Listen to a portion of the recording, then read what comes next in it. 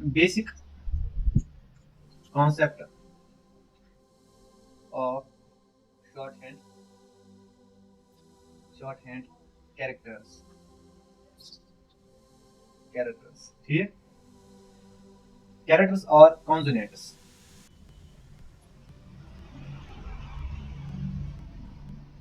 there are 24 basic characters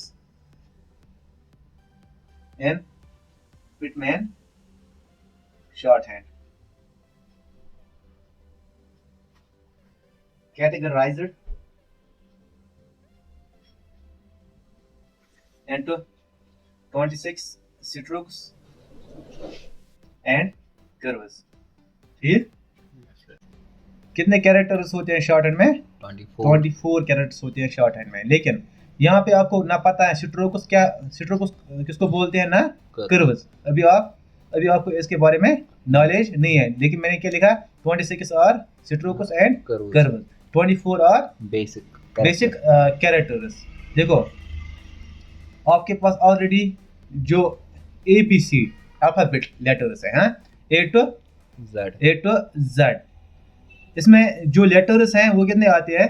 basic consonants 21 consonants आते हैं इसमें, कॉन्सोनेंट्स आते हैं इसमें। और जो वोवेल है, वोवेल ठीक, वो कितने आते हैं? 5 वोवेल आते हैं, A E I O U। यहाँ पे क्या है? यहाँ पे डिफरेंस है।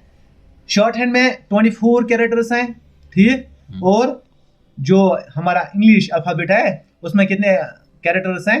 21, चाहे कैरेक्टर चाहे कॉन्सोनेंट्स ठीक। यहाँ पे 21 आपको मिलेंगे, यहाँ पे कितने मिलेंगे? 24। और यहाँ पे कितने वोवेल्स है? 5 वोवेल्स है, A E I O U। लेकिन आपको जो शॉर्ट हैंड में आपको 12 वोवेल्स याद करने, कितने? 12 वोवेल्स है हमारे शॉर्ट हैंड में ठीक। यहाँ पे 5 वोवेल हैं, लेकिन शॉर्ट हैंड में 12 वोवेल है। इसका मतलब है जो भी हम वर्ड लिखते हैं ठीक, जो भी हमारे पास कोई भी पैराग्राफ होते हैं या किसी भी टॉपिक रिलेटेड, उसमें 12 वोवेल एम्प्लॉय किए जाते हैं ठीक। मतलब उसमें आपको अगर आपको कोई भी वोवेल निकालना होगा, वो 12 में से आउट ऑफ 12 ठीक, प्रोबेबिलिटी उसमें कितनी है? Out of 12। आपको अलग सिखाया जाएगा हर किसी वोवेल में कौन सी प्रोनाउंसिएशन है, आपको अलग वो सिखाया जाएगा। जब तक आपके पास वोवेल्स की नॉलेज नहीं होगी, तब तक आप ये रेक्टिफाई नहीं कर पाओगे ठीक। इतना समझ में आया? अब यहाँ पे कितने कैरेक्टर्स हैं? 24, यहाँ पे 21 ही है ठीक। जो हमारा A B है, आपको पता है अगर मैं लिखूंगा ये मैंने क्या लिखा? P ठीक है ना। मैं शॉर्ट हैंड में ऐसे P लिखता हूँ ठीक, मैं P ऐसे शॉर्ट हैंड में लिखता हूँ ठीक। ये आपको पता है ये P है। आपके पास इंग्लिश लैंग्वेज भी जरूरी है ठीक। आपके पास जो इंग्लिश लैंग्वेज है वो भी जरूरी है। जब तक आपको P के बारे में नॉलेज नहीं होगी, तब तक आप ये कोडेड फॉर्म में नहीं बना पाओगे यहाँ पे ठीक है। जब आपको पता है P ऐसे इंग्लिश में, फिर आपने कोडेड फॉर्म में बनाया ऐसे शॉर्ट हैंड में ठीक। अब यहाँ पे कोई बैंड नजर नहीं आ रहा है, ये स्लो पुट नेचर में है, फ्रॉम लेफ्ट टू राइट। इसकी जो डायरेक्शन है वो कहाँ से जाती है? From left to right. इसका मतलब है यहाँ पे आपको क्रू नेचर नहीं मिला ठीक, यहाँ पे आपको स्ट्रेट स्लो पुट मैनर मिला। इसका मतलब है इसको हम बोलते हैं शॉर्ट हैंड में स्ट्रोक। क्या बोलते हैं? स्ट्रोक। आया समझ? जहाँ पे कोई बैंड नहीं होगा वहां पे क्या बनेगा? वहां पे उसको हम क्या टाइटल देंगे? स्ट्रोक। इसका मतलब है आपको आप स्ट्रोक्स समझ में आए? स्ट्रोक्स भी हैं शॉर्ट हैंड में और कर्व्स भी हैं। कर्व्स कितने हैं शॉर्ट हैंड में वो भी मैं सिखाऊंगा आपको, और स्ट्रोक्स कितने हैं शॉर्ट हैंड में वो भी उसकी नॉलेज भी मैं आपको दूंगा ठीक है ना। फिलहाल मैंने क्या लिखा? ये मैंने कौन सा लेटर लिखा? M। ये एक ही लेटर है ना, ये मैंने M लिखा। अब मुझे शॉर्ट हैंड में यही बनाना है, मैं बनाऊंगा ऐसे शॉर्ट हैंड में। अभी आपके पास ये नॉलेज नहीं है, लेकिन ये इसका कोड है, शॉर्ट हैंड कोड ठीक है ना, M। लेकिन आपके पास क्या नॉलेज है? आपको पता है ये करो M है, मुझे पता है ये शॉर्ट हैंड में ऐसे लिखते हैं। जब तक आप इस पे प्रैक्टिस नहीं करोगे, तब तक आपको समझ में नहीं आएगा। और आपको पता चला ये P है, अब आपको क्या करना है? सिर्फ रिवाइज करना है, लिखना है। विदाउट प्रैक्टिस ये इम्पॉसिबल है ठीक है ना। Yes sir. ये नेचर, इसका जो नेचर है वो क्या बन गया, करो नेचर। इसका मतलब है, इसको हम बोलते हैं करो। हाँ, स्ट्रोक्स प्लस कर्व्स, ठीक है ना, बनते हैं 26। अब यहाँ पे क्वेश्चन अराइज होता है, ये 26 कैसे बन गए? अगर 24 ही कैरेक्टर है तो 26 कैसे स्ट्रोक्स प्लस कर्व्स बन गए? ठीक है ना, देखो हमारे पास 2 कैरेक्टर हैं।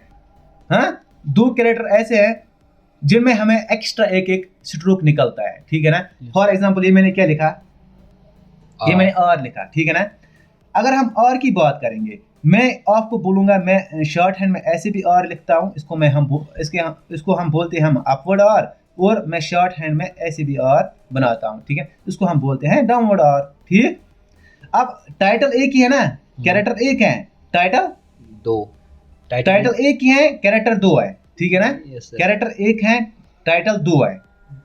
ठीक है ना, देखो अपवर्ड आर और डाउनवर्ड आर। ठीक है, नाम क्या है, आर, लेकिन कैरेक्टर एक है, इसको हम बोलते हैं टाइटल अपवर्ड आर और डाउनवर्ड आर। ठीक है ना, कैरेक्टर लेकिन एक ही है। आया समझ? इसमें एक एक्स्ट्रा निकल गया।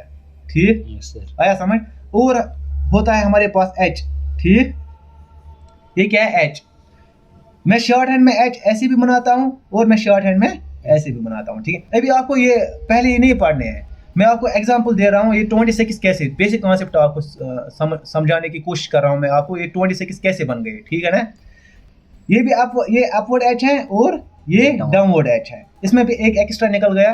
ठीक, ठीक, 1 + 1 कितने हो गए, 2 हो गए ना, 2, 1 + 1 = 2, आए एक्स्ट्रा 2। और जो हमारे पास मेन 22 कैरेक्टर्स, कितने, 22 अब बच गए, 22 बच गए ना। इसके बगैर अगर हम एच और आर को हटाएंगे फिलहाल, ठीक है ना, जो 22 कैरेक्टर्स हैं उनके पास एक ही स्ट्रोक है और एक ही कैरेक्टर है। फॉर एग्जांपल मुझे आपको बोलना है पी, है पी, मैंने लिखा पी ऐसे, फ्रॉम अपवर्ड टू डाउनवर्ड, इसका कोई और अल्टरनेटिव नहीं है। जैसे और में एक और अल्टरनेटिव है, अपवर्ड आर और डाउनवर्ड आर, यहाँ पे आपको सिर्फ पी एक ही मिलेगा। ठीक है, इसको हम बोलते हैं स्ट्रोक। आया समझ?